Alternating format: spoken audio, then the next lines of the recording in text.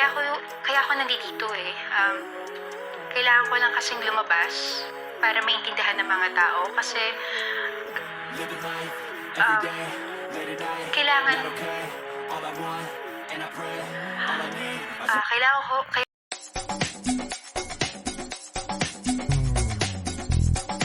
Showbiz Kachika TV. Hello mga kachika! Ngayong araw nga July 16, 2026 ay usap-usapan nga sa social media ang ating iniidolo na si Miss Angel Locsin kung saan meron nga siyang pahayag patungkol nga sa kanyang kaibigan at dating katrabaho na si Senator Robin Padilla.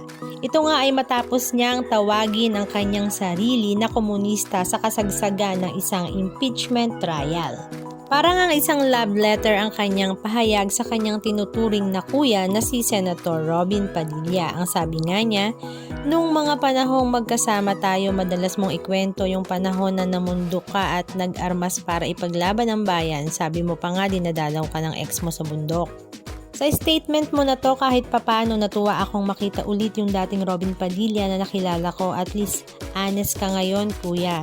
Ang tanong ko lang, nasaan ka noong panahon na nire-red tag ako kahit alam mong hindi totoo?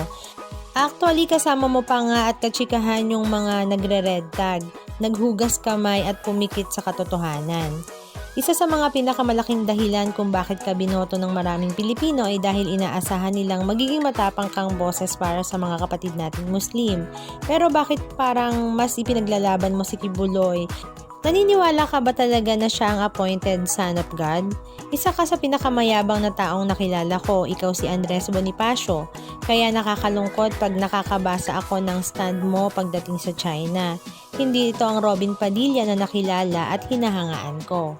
Kahit paano, alam kong halos pareho tayo ng landas na dinaanan. Galing sa hirap, nagtrabaho ng maaga, tinangkilik at nakapagpasaya ng mga tao. Ang utang na loob natin ay sa ating Diyos at sa lahat ng mga Pilipino, hindi lamang sa isang tao.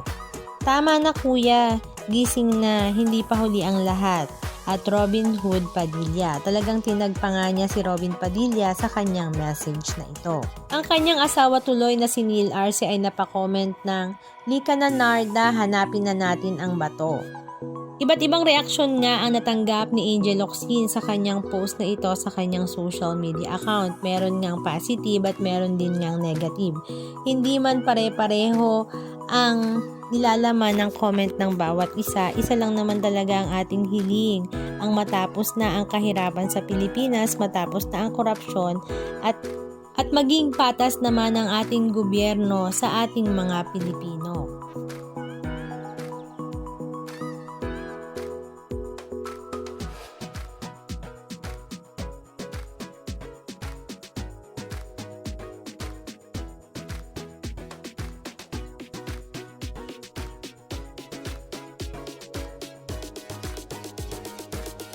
Anong masasabi nyo mga kachika? Just comment down below. And please don't forget to subscribe. Thank you!